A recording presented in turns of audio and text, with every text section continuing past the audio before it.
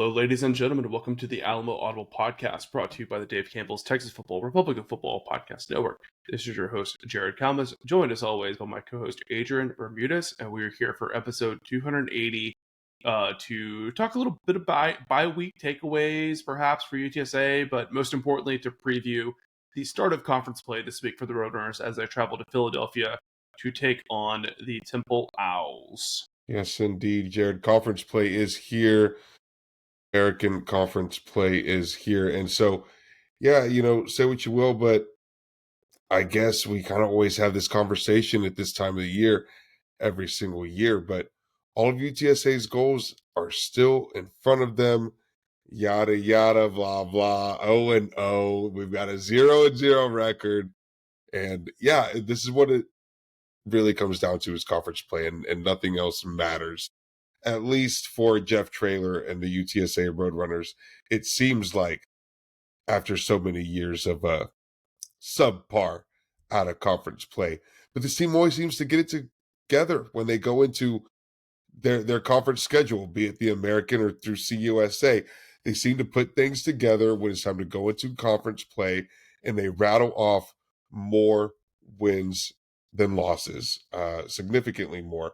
And they do it in style, and they just start playing really well. And so can they do that again in 2025? Do they have that turn it all around whenever it counts magic to come out and have a stellar conference record? I don't know, Jared. This might be the strongest top of conference talent that UTSA has had with their peers, with their conference foes through Jeff Traylor's time here. And I don't even think it's just the top of the conference, too. I mean, I think if you look at Temple this year compared to Temple the last two seasons, they're way better, for sure. So I think across the board, the conference is better and tougher. But it's also striking to me how similar of a position UTSA is in right now compared to last year. Last year they had one blowout to a Power 4 team in state. They had a loss to Texas State, and then they had an FCS win and a too close for comfort win over a pretty bad FBS team. So all four of those things happened 2 years in a row. Now the question is, will UTSA find a way to get their offense, flowing properly? And it's kind of crazy to say that when the run game has been as good as it's been, but they just haven't looked right. They haven't clicked yet. I don't know what's missing. We'll see if it turns around for the Roadrunners or not this week. Hard to say, Jared. Whenever you look at a Temple team, and we're going to get into a full breakdown, but do you feel confident in that this is like a good barometer for this UTSA team that has been very wishy-washy, very up and down? If the team looks solid against a team like Temple, do you feel a lot better about them? Or are you still kind of, I'm not sure if that's a good enough opponent to make me feel good about this team, even if they take care of business? I think it's just how they look more than anything else, right? Do they look composed? Do they look confident? Do they look like they came in with a good game plan? Do they execute? Those are things that I'm looking for. Kind of the stuff that's within their own control, more so than individual matchups against the opponent. Because, if you look at some of the frustrations that we've had in the Texas State game and the Colorado State game as well, it's not that there were these crazy mismatches where the other team just had way better players. It was UTSA not handling what was in front of them, right? Of, having that cohesive chemistry and connection between the quarterback and the receivers, right? Of not having communication breakdowns between cornerbacks and safeties, right? That has nothing to do with if the guy you're guarding against runs a 4.340 and, can rip out 25, reps on bench press of 225. But just how do you practice on air, right? When there's no opponent in front of you, do you get that stuff cleaned up? And that has nothing to do with your matchup, right? So that's what I'm looking for this week, right? Do they avoid those mental mistakes? Do they press? Do they clean? Do they handle business? Yeah, I guess that's probably a better way of asking the question is, what would constitute success to you, a successful day at the office for UTSA, right? And so, yeah, looking more prepared, more clean and delivering in those spots that we haven't so far. And I think the main thing that you have to point to, and we probably had the longest leash here at Alamo Audible, but it's UTSA's passing game and specifically Owen McCown's play. He hasn't been good enough for this team to win consistently, to be as good as they can be, right? He's got to be the best that he can be for this team to be as good as it can be. And that's just the way it goes.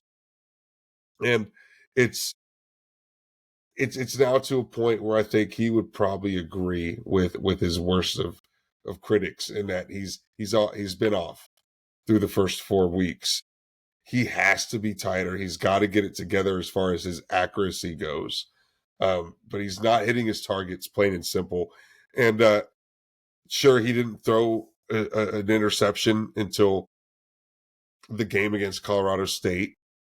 He's very, very clean. Been uh, not making many mistakes, but he hasn't been as good as he needs to be. He has to be better with his accuracy. That 62% that he's throwing right now, it's just got to be a couple of points higher than that. Yeah, and we've said it before, but that 62% is very inflated by a lot of screen passes, a lot of passes Yes, at or behind the line of scrimmage, right? So the downfield targets are much lower than that, and I think that's super paramount because with Robert Henry doing what he's doing, like you're just going to see more and more teams load up the box. And if Owen can't take the top off of that, then they're going to be in a world of hurt. Henry's stats are going to start to look less and less impressive, and those 75-yard miracle runs and miracle catches are gonna dwindle. It seems like totally key in on him. So we definitely need to see a big step forward, or I wouldn't say necessarily a step forward, but just like a return for Owen, return to form, right? Because we've seen him do it before. He has it in him. It's just something mentally that he needs to lock in and get that going. that's right. Yeah, and he's got to be the one to deliver. If his wideouts aren't quite elite enough to get it done for those 50-50 balls, then he's got to be that much better with those balls. Plain and simple. He's going to have to thread it that much tighter. But I mean, look, his yards per attempt is 5.5 right now, and so we talk about all of those short yardage passes, a lot of screen balls.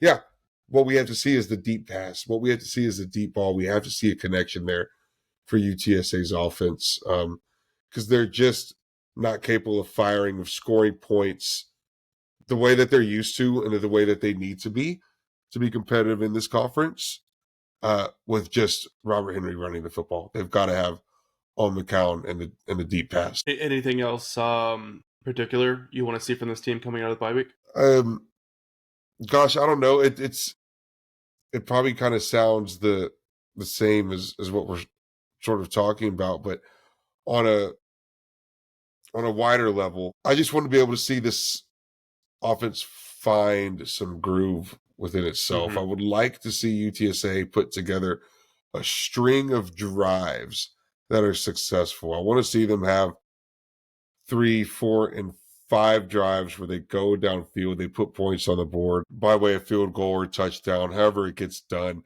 But just successful, moving the chains, very cohesive, inspired football on offense is what I like to see. I like to see them operating like a well-oiled machine. Um, not just scoring points off one-off big plays, 70-yard runs and 70-yard Robert Henry touchdown plays. No, but actual, really well executed and really well prepared, inspired offensive football that's playing together and playing for one another. That's not really something I feel like we've seen so far this year. So I'd like to see that. It's a little more intangible, but yeah, if it makes I'll add sense. to that. I want to just see a clean game from special teams, right? And I'm not talking about backing 45-yard field goals. I'm talking like keep the kickoff in bounds. No kickoff returns past the 25 or the 30. Right. Cleanly fielding punts, making good decisions on fielding punts, just like this simple, easy, dumb stuff, right? Nothing like super crazy, not forcing a fumble and recovering on sides, like just play smart. Fundamentals. You're asking for a fundamentally sound day on Yeah. special teams, right? Just making the right uh, situational decision on special teams.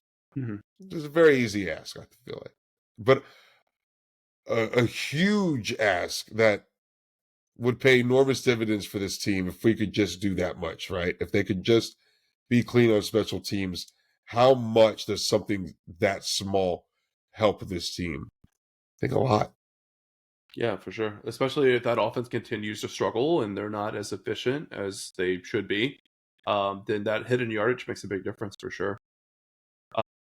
Another like kind of coming out of the bye week reflection question I have for you is there's definitely been some things about this team that have surprised or you know so and I say surprise in a neutral term, right? Positive or negative, but just some stuff that wasn't quite what we expected from this team coming into this 2025 season. Anything pop right off the list for you for a pro or a con that surprised you? I don't know. I think you got to say the offensive line is probably a positive from what we expected. I don't think anyone really expected us to have a really strong offensive line, but they've looked rather incredible. And I don't know. It does seem like there's been a little bit of crutch uh, given to Owen's poor passing, but I don't know. I don't buy it. I think he's had really really good pass protection, really really clean pockets. I think Robert Henry has had unbelievable, unbelievable holes to run through. Like maybe some of the most dominant run blocking we've seen from a Jeff Traylor offense since we've been in the American Conference, probably. It's really, really impressive stuff from the offensive line. If anything has surprised me from what we thought coming into the season, as far as a good surprise goes, it's got to be that. Um, Bad surprise, letdown surprise. I think we just kind of talked about it, and Hmm. I would stay right there. I would stay on the passing game. I mean, we could highlight other units. We could talk about the linebackers or the cornerbacks on defense, but to me, this UTSA under the Jeff Traylor really lives and dies on how good they're able to put up points on offense and how dominant they are in those clutch moments with those big plays with a really good passing game. And our passing game has not had any of those, not have any of those big play clutch moments at all this season. And we're a third into the year.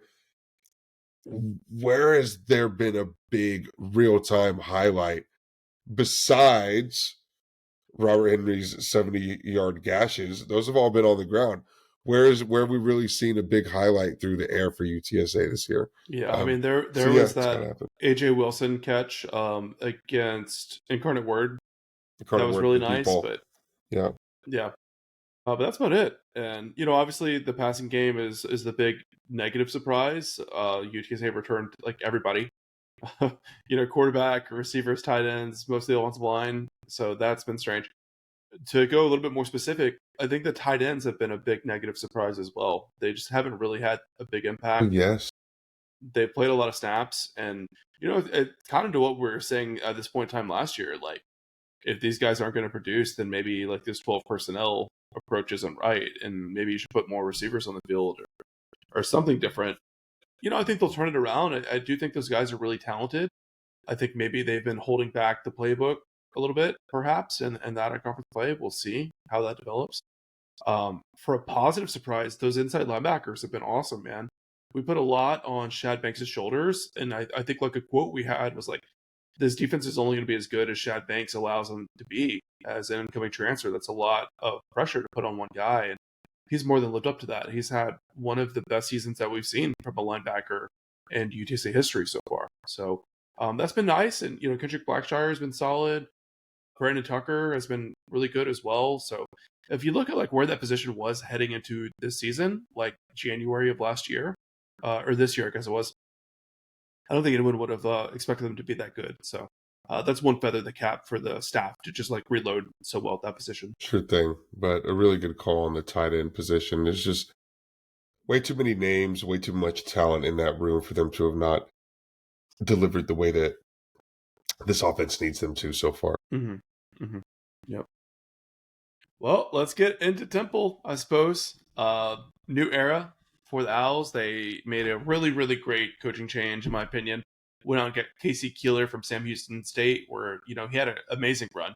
Um, was super successful there. And I don't think a lot of people realize this. Sam Houston State is not just underfunded for the FBS program that they are now. I mean, they were probably underfunded as an FCS program too.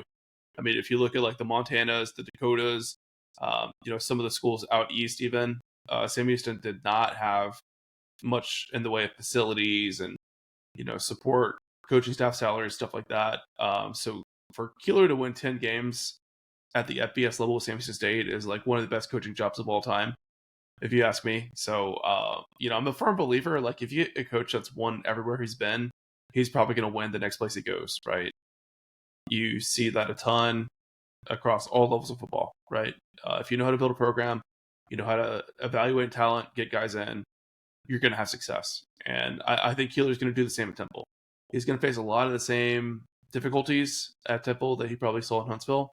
But I think like long term, he's going to have this program in a good spot. And we're already seeing some of the building blocks of that throughout this first season. The all-time winningest coach in FCS playoff history, Casey Keeler. Pretty monumental accolade there. But it's like you say, Jared, a guy that's won everywhere he's been. Why wouldn't he continue to do so here at Temple? But yeah, really, really magnificent. And so, yeah, Temple is off, I think, to a pretty decent start by their recent standards. 2-2 overall. I mean, they haven't beat anyone of stature, but they won the games that they were supposed to win, right? They did so Yeah, handily. they won them big time too. They blew them out. Very handily. They blew them out. UMass and Howard, they blew out, right? And Temple probably hasn't put up 40 burgers and 50 burgers in back-to-back weeks in a really long time. This is pretty That would much be for a the great offense. stat. Yeah. Right? And then 24 points against Georgia Tech, a ranked team. I don't know. It's respectable. If we thought what UTSA put up against A&M was respectable, what Temple did against Georgia Tech was pretty respectable Yeah. by the same standards. They hung tough, I would say. A pretty big talent gap, though. And just like a lot of plays that you watch, and like you can just tell Of it's two course. different levels of competition. Of On course. the road in Atlanta, that fan base is fired up right now. Haynes King's playing great ball. But they didn't lay down, right? I think Temple teams have passed were to lay down. I think we saw it last season when they came to the Dome. They just didn't look like they wanted to be there. Um, there was that hilarious viral clip where they had the athletic director in, and they were asking him about firing the coach or whatever, and then Owen just takes off on like a 75-yard touchdown run in the background while they're interviewing that guy. Like that was such like a fitting Oh my Temple gosh, dude, moment. that was so classic. Oh, what a Yeah, moment. yeah. Yeah. I was at a watch party here in Houston. We were cracking up about that for like several minutes straight. Gosh, that one was brutal. Yeah. Yeah. But yeah, I mean, Temple hasn't had a good measuring stick game, and maybe this is going to be it for them. I don't know. I mean, I personally still think UTSA has a nice talent advantage over them. So we'll see how this thing plays out. But, they greatly outmatched UMass and Howard, which is a big compliment to Temple because you probably couldn't say that for them against UMass every year in recent memory. But then Oklahoma and Georgia Tech, that's just a different weight class, right? So they haven't really played anyone who's on par with them yet. So we'll see. Like when it's a mono matchup, and they're not going to have some clear advantages, and maybe have a good balance of some advantages and disadvantages to look at schematically how that's going to play out for them this week. But they got a great coach to find the areas where they can get an edge, and hopefully coach around the areas where they won't. I think you got to point to the Temple offense, right? I mean, They've been able to put up a lot of points. They've been very, very effective. It kind of starts in the backfield between quarterback Evan Simon and running back Jay Ducker, who between the two have been playing extremely efficient football. Uh, Evan Simon has not thrown a single interception on the year, completing 67% of his passes. Ridiculous. And Jay Ducker is averaging over 6 yards per carry. So yeah, there's a lot of very good, efficient play in the offense. And then they've also got, fantastically enough, at wide receiver, a transfer from Delaware, JoJo Bermudez, Let's go. another great Bermudez, if you will. But definitely the X factor for this offense. A wideout, he's the big play threat. And JoJo Bermudez is been pretty nasty doing so. Yeah, and I think they probably need to find more ways to get him the football as well. He's just such a clear X factor for that offense. He can really make them go. So, even if they can't get the ball to him downfield, if UTSA does do a good job of covering him up, like, maybe use him on some jet sweeps, stuff like that, screen passes, he just got that lightning in a bottle effect that, he can make any play into a big one. So, interested to see, because they're coming off a bye week as well, just like UTSA is. So, Mm-hmm. interested to see if they find some ways to scheme him open a little bit more. Um, and then to touch on Evan Simon as well. I mean, he was a guy, I remember watching him last year and thinking, hey, this guy's not that bad, actually. Obviously, the whole offensive program around him was in shambles, so he didn't really get a great opportunity to display his skills. But I remember watching some games last year. I'm like, this guy's got some tools to him, right? He's a prototypical pocket passer. I don't have his size in my notes right here, but if I had to guess, I'd say he's probably like 6'4", 230, something like that. He's a pretty big dude, and he's got a big arm to match with it. And that should probably scare UTSA fans because, we've seen this season that they have those missed assignments and those miscommunications in the back end of the defense. And if a guy's left wide open and the quarterback has the arm strength to get them the ball, it's a dangerous thing with where this defense has been throughout this season. So I think the key is don't be afraid to blitz him. There have been some games this year where UTSA has intentionally kind of held back the dogs in the blitz game because they didn't want to let some highly mobile quarterbacks get loose, namely Marcel Reed and then Brad Jackson at Texas State. You're right or wrong. I think it's a fair strategic decision in the chess match of X's and O's of football. And I think I heard Jeff Traylor said, "Well, we lost the game, so it probably wasn't the right decision." Yeah, that's a coin flip for me. But I think with Simon, you really got to get after him. He can run straight line a little bit, but he's not like a pocket scrambler. And in fact, a lot of his worst plays come when like that edge is not set and he has to move, side to side in the pocket. He tends to get off Mm-hmm. balance and takes his eyes off, his downfield targets. So if UTSA can replicate what they did last week with the pressure they were able to get on the Colorado State Rams, I said last game, I guess I should say, then I Mm-hmm. think this defense is going to have a shot to have a good game. But we'll see how things go. The goal for Simon is to just take away that first read, make sure that pocket can collapse, and then I think they'll be okay. Yeah, it's something that UTSA has got to do better, creating that havoc in the backfield, really disrupting a quarterback's rhythm, getting him scared, getting him jumpy back there, and doing it consistently.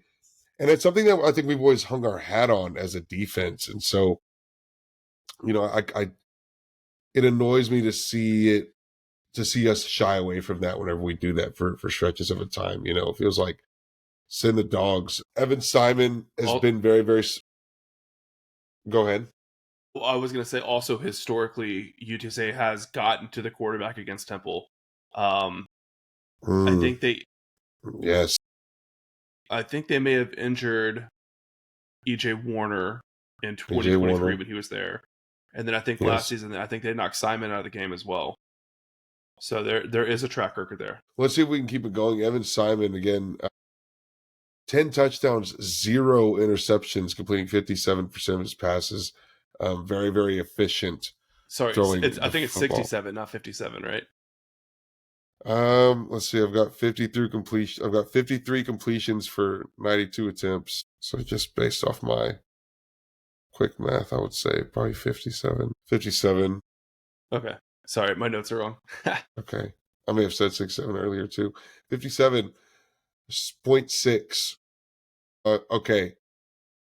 Receiving, we talked JoJo Bermudez. Jared, whenever you look at UTSA safety unit, that's kind of been struggling to say the least. And I should have just say safeties secondary, right? Quarterbacks included as well. Uh, Cornerback wise, defensive back wise, who do you put when you look at UTSA right now from their secondary? Who do you put on a JoJo Bermudez? Oh, it's got to be Davin Martin for sure. I mean, you saw that in the Colorado State game. That I think he's the guy that they trust to play, one on one, play that press coverage. Right, we're really seeing him blossom and grow up in front of our eyes. So, if they want to play the game where you're playing the matchup and you're trying to get your best, coverage corner on their best receiver, I think it's going to be Martin. But they don't always want to do that. Sometimes they want to have a guy on the boundary side versus the field side, and Temple uses a lot of motion as well. So they're going to move guys around the field to try to get the matchup that they want. So obviously, if UTSA is in zone, they're not going to, follow that motion. So if they're in man, they will. But that gets tricky too, because my film breakdown for the Colorado State game, I showed where sometimes they were playing split coverages, where like one side of the field was zone and one side was man. That's a lot harder to do when teams are sending motion back and forth. So something to watch out for this week for sure. Adrian, another pass catching threat they have, the British invasion has come to Philly football, and that is British tight end Peter Clark. And that is Clark with an E at the end, so he's British. Uh, he's a dog. Actually, a guy that UTSA recruited, I vividly remember them offering him, and I was like, I don't know how to evaluate this guy because he's pretty much just playing 7-on-7 out there in London. But you could tell he's a pretty good athlete, and he's really grown. He's really developed. He's 6'6", 265 now, and he can move around up there. I mean, I think he's a guy who has NFL potential if he keeps developing. He's got good hands. He can run down the field. So he's a very special talent, very unique player for sure. He's got 147 yards and 2 touchdowns on the season. The old bloke, Peter Clark, huh? Yeah. Wow, incredible. So, yeah, look, it feels to me like if you can neutralize a JoJo Bermudez or at least limit what he's able to do, yeah, you got Peter Clark behind him with 8 receptions on the year. JoJo Bermudez has 15, Mhm. right? So he's their number one target by a very large margin. You take away their number one guy and let the other ones try to beat you, and let a tight end try to beat you, and I'll take our chances there. So I'd be remiss if I don't squeeze this joke in, but Peter Clark is built like a lorry. I had to do it. How many times do we get to make fun of British people on a football podcast? Very rarely. very rare, very very rare. Yeah. So we didn't talk too much about Jay Ducker. He's their primary running back. He's the same Houston State transfer. He's had a really good year as well, 6.3 yards Yes, per carry. One thing to note, though, is the running back 2 behind him, Therese Worthy, who was their starter last season, has left the team for personal reasons. So I'm not sure who the number 3 running back is and like what that'll look like for the Owls. But just something to monitor, especially if Ducker were to go down with, a little nagging injury of some sort, they may have to thrust a guy into, pretty primary duties that probably wasn't anticipating to do that heading into the season. yeah. It looks like Hunter Smith was the next heaviest workload of a running back, senior who had 18 carries there behind Therese Worthy's 23. Was actually having a little bit more success running the ball on his average. So I don't know, Jared, but yeah, that is interesting. It's an interesting point of note. But they still do have senior laden running backs that they can sort of cycle between uh, with Jay Ducker and Hunter Smith. So yeah, a little reliable there. Temple's offense reliable in a couple of different departments between passing and and running. And yeah, dude, very, very different from sort of the inept Temple offense that we're used to seeing in our couple of years in the American Conference. Yeah, one last guy that I'll mention on offense is I don't know if I'm pronouncing his name right, but Kajaya Holloway is actually a former quarterback that's been converted to wide receiver for them, and he's been a bit of a big play threat for them. He only has 5 catches this year, but for 76 yards and 2 touchdowns, so it's a really nice 15 yards per catch average. So. We'll see if he continues to develop coming out of this bye week, and it sounds like the Temple staff's pretty high on him as well. What about the Temple defense, Jared? What do you see from them? Well, they're going to look really familiar because they went and hired Rice's former defensive coordinator, Brian Smith. That's a guy, that Rice defense was pretty stingy against UTSA Mm-hmm. last season. Really felt like they had UTSA's offense figured out for like all but maybe like 4 minutes of that game last year. So Brian Smith is a guy who's like pretty well regarded. He runs a lot of like, kind of NFL style defenses. So it's a little bit more complex. They'll do some more advanced stuff, back there in the secondary with the blitz packages and all that. But they're very similar to UTSA in the sense that they have a very deep rotation and they play a lot of guys. Some of this may be caused by just the level of mismatches they've had throughout the season with like two super undermatched opponents and then two, way more talented opponents. But it sounds like it is a little bit intentional for them that they want to keep guys fresh.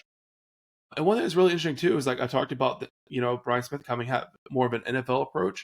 So like one thing you see more of at the professional level is like some of these like exotic personnel packages, where third and long you're going to bring in your pass rush specialist, or third and short you're going to bring in the run stoppers and just kind of move guys in and out depending on like if you want a little bit more size or you want more speed or whatever. And Temple does do that a lot, so that's definitely something to watch that might be a little bit unique compared to a lot of teams where they're not rotating and subbing in and out as much. So for UTSA, it's going to be important to not substitute on the offensive side, because when you substitute on the offensive side, you have to get the defense the opportunity to substitute as well. So UTSA should look to keep the tempo a little bit higher to try to prevent them from getting into those personal packages that they want. Okay. Wow. Nice. Very, very nice. There's some nasty names to watch out for on the Temple defense, particularly defensive end Cameron Stewart, Mm-hmm. uh, transfer from Rutgers. He's been a monster in the backfield for the Temple defense. He's got 4 sacks on the year so far. Just really, really nasty stuff from Cameron Stewart coming off the edge. Yeah, he's so twitchy, so quick off the release. I'm really worried about DeAndre Marshall matching up against this guy because we have seen Marshall struggle in the past with these kind of pass rushers that are really explosive and really quick. And he did a good Mm, job against Colorado State, but I don't think Colorado State had that kind of like pass rush specialist. So that's something I'm keeping my eye on this week with the injury to Jalen Garth. DeAndre played well against Colorado State, so let's see, after having another bye week of getting the reps with the first team as a starter, how he's able to translate there. But it's not just Stewart they have to look out for. Sekoa Kromah is also a really good pass rusher for them. Him and Stewart combined for 6 sacks and 31 pressures over 4 games, with 2 of their games being nasty. against Power 4 opponents, right? So those That's are nasty. some pretty impressive numbers. Yeah. Really, really nasty stuff. Really nasty stuff between those two. Um, who else? Who else on their defense to watch for, Jared? Yeah, they have 2 corners that are playing really well this year. Ben Osweke and then Jalen Castleberry. They're both allowing really low completion percentages when quarterbacks are targeting their side of the field. He's statistically is very, very, very good. I mean, potential all conference corner if he keeps it up at the rate that he's playing. Osweke has been good as well, but he has given up some yards after contact. He's had some missed tackles, given up a few big plays that way. Um, we haven't seen UTSA do a very good job of forcing that, especially on the screen passes. They're just getting blown up. But maybe this will be the week that they turn the tide, and that's something they've done a decently good job of throughout the trailer era is getting the ball in the perimeter, making that first defender miss, and then getting that extra yardage. So we'll see if UTSA is able to get back to their old ways this week. Yeah, the tricky thing here is that it does seem that Temple's pass defense is pretty good, and UTSA's pass defense is the thing that's been struggling. So if they can put it together, especially against a pass rush that has been very dominant between Cameron Stewart and Sako Chroma, then I think if a couple wide receivers get open and UTSA is able to have that success on the deep ball, then I feel a whole lot better about it going into October than I did leaving September. Um, this is, I think, is a really good pass defense for Owen and the wideouts to find their groove back against. And I don't know if the pocket is under a little bit of pressure and it's collapsing a little bit, and Owen has to improvise and move around, throw the ball while he's on the move. Is he a little bit better of a quarterback? I don't know. Maybe. Is he a little more comfortable than staying there in a super polished pocket? I don't know. Maybe. Frank was kind of that way, Yep. I think. I think Frank threw Maybe better he whenever he was on the move. maybe he needs to play a little bit more backyard style football. Just go out there and survey the field and make some plays, and don't be Maybe stressing that's too good for much shaking about off the progression of yeah, reads. that shakes off the what do they call it? What do pitchers have whenever they get it? The yips. Shaking off the yips. Yeah, maybe that backyard football is good for shaking off the yips, right? And he can roll Yep. out and move Play a little and loose. yeah, that sort of thing. That sort of thing. I think that's critical for Owen and the wideouts to find here against Temple. UTSA is a one touchdown favorite, Jared. 6.5 point spread, making the road trip up to Philly. Um, Slated for a 12 p.m. kickoff on ESPN Plus. Jared, whenever you see a one touchdown favorite for UTSA to go in there and win this game, how do you feel about that? It's what I expected. To be honest, I think a lot of UTSA struggles this season are going to end up being temporary, just like they were last year. And, I wish they would just have the guys ready to go week one. Um, but I still believe in this staff to turn things around. Temple's getting a lot better, but I think UTSA is still going to have some nice talent advantages here. I think Robert Henry is going to continue to do well. So I'm not currently super stressed about UTSA pulling this one off. Um, but I think I have so much respect for Keeler as a coach that I think he's going to make it a tough one for the Roadrunners. So that spread was, pretty much spot on with what I expected heading into it. I think it originally opened at 8, which was what I felt was like spot on for sure. So we'll see. I mean, to me, it just all comes down to how good can Owen McCowan play, right? If he plays like he played in conference play last year, these Roadrunners are going to be just fine. If he plays the way we've seen him play these last couple of weeks, it's going to be a dogfight. It might come down to the last possession. Yeah, it's funny. Even with a multitude of small things that you could say the Roadrunners need to do better here and there. Ultimately, if Owen can play as good as he's capable of playing, a lot of those other mistakes just disappear. You Yeah, forget about 100%. them, 100%. right? Because the Roadrunners can win against anybody if Owen's playing as well as he's capable of playing. So yeah, he's got to get out of that funk and get out of those yips. Look, this is the opening game of conference play. UTSA is back on the road. See, Colorado State was I think a difficult road, a difficult trip, a difficult travel to go and make. It's not very close. It's up in the elevation. Temple's another one of those, not the elevation, but it's not very close. It's not like an easy road trip to make. You got to go out there and slug it out. UTSA escapes Colorado State, right? The loss that magically turned into a win. To feel good about this team, they got to go out there. They got to win handily against Temple. Owen McCown's got to get it done. I think the Roadrunners do just that, Jared.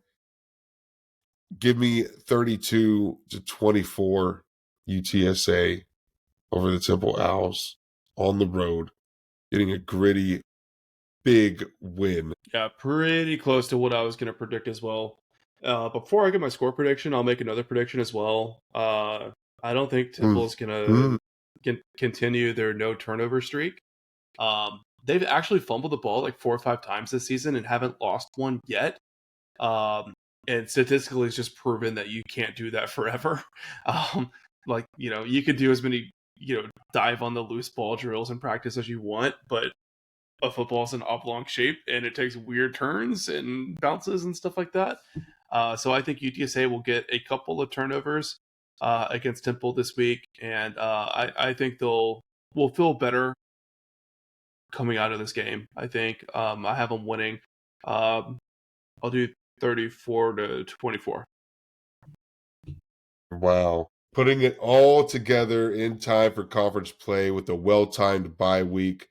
UTSA figures it out and starts to win. And I think this is one of those situations where this team could win games and, still be sloppy doing it, right? And like Mm-hmm. they could Yeah, have a good offense, but it keeps you on the edge of your seat because they make mistakes and they'll shoot themselves in the foot. But they can still be on the right side of these back and forths. And they should have it's a the lot. talent and the experience to stumble a little bit and still come out ahead. Right. Especially these conference games that we've seen them do last year. And that's a lot how Jeff Traylor's conference winning teams of Frank Harris in yesteryear looked, right? Where they could make those mistakes and then shake them off. And so, yeah, let's see a repeat, man. Let's see a repeat. I think it's spot on with it comes down to UTSA's passing game. Can they figure it out? Can they solve their problems this Yep. Saturday? Yeah. That Yeah. I think on the Temple side, it's going to come down to preventing the home run play from Robert Henry. UTSA is ranked in the top 80th percentile in the country for explosiveness in the run game, whereas Temple's defense is bottom 8% in the country and preventing explosive plays in the run game. So that's a huge delta there. Kind of like how we saw with Colorado State last week on the third down stuff. It's going to be the same deal here, right? Can Temple find a way to make sure that Henry's not going for those 40-plus yard runs? And then if they do load the box up, can UTSA's passing game come to life and, make them pay for that? Because it's a schematic decision they'll have to make. All right, well, fascinating stuff. I like these early Saturday games because you knock them out and you get the whole day ahead of you. I got neighbors down the street having a birthday party for the kids, so like the game will be over by the time that kid's birthday starts. I'm super stoked for that. Um, Looking forward to it, man. I think we'll learn a little bit about the Roadrunners. I think we'll learn about the Owls as well. The noon kickoff is a very nice contrast to, a midnight fourth quarter that we were dealing with just a week Yeah, no ago kidding. in Mountain No Time. I kidding. mean, that was bonkers, dude. Yeah, Yeah, that was outrageous. So, yeah, timing is everything here. It'll be much more enjoyable. But yeah, we will learn a lot about these Roadrunners, Jared and I expect big things, big turnaround, big cleanup from Jeff Traylor and his staff. yeah. Well, speaking of big things, we got a big thing coming on Patreon this week. We're bringing back the Alamo Audible mailbag. It's been a long time. Yes. I don't know if we've done one in 2025 at all. Yeah, honestly can't remember the last one. It's been a long time. Uh, so we are collecting questions. Send them over anyway. Tweet at us, Patreon chat, email, smoke signal, the hotline, whatever. I'm checking. I'm putting a list together. So I'm excited. I haven't gone through all the questions yet, but I'm sure I did see one good one already that popped up in their notifications. So please do send that over. Please subscribe to Patreon so you can unlock it. Also on Patreon this week, we have a recruiting class catch up from Javi of like kind of how the commits have been doing throughout their senior year at the high school level. Dan also had a new episode around the Berg Bath as well, which was really special. We got 3 guys from the 2013 UTSA baseball team that made it to the regional in Corvallis. which definitely core early UTSA baseball memory for me. So it was a cool listen for sure. So a ton of content all the time. And we couldn't do it without the support of our Board of Trustees members on Patreon. That includes Digiteek, John Otwell, Gary and Ruben represent the UTSA Burger King Tailgate, Ray Redding, Andy Elizada Proficient Benefit Solutions. It's a lot of constants. I always get mixed up on that one. Ian McClendon and Seeker LLC, Javan Townsend, president of the DFW chapter of the UTSA Alumni Association, Waterman Construction, UTSA Annual Giving, Brandon Patron, UTSA King Bowser, and Runners United, where you go to www.goutsa.co to support UTSA student athletes. Yes, and a special thank you to our big money donors, Ben Tovar, the Bunch family, Zach Espericueta, and the San Antonio Podcast Network, Alejandro Benavides, Dan Nerdahl, our host of Around the Bird Bath, Jacob Cavazos, former board president for the UTSA Alumni Association, John Nally, Rick Cortez of Rowdy Road Grillers, Sumner McDaniel, Joe Rodriguez, UTSA grad 1998, Russell Rincon, Home Field Apparel, where you can use the discount code UTSA once home field to save 15% off of your first order. You can also get really, really cool Roadrunners gear from the Alamo Audible fan shop right at our website, almoaudible.com. All right, guys. Well, thanks for tuning in, and we'll see you over on the Patreon feed for the Millback episode this week.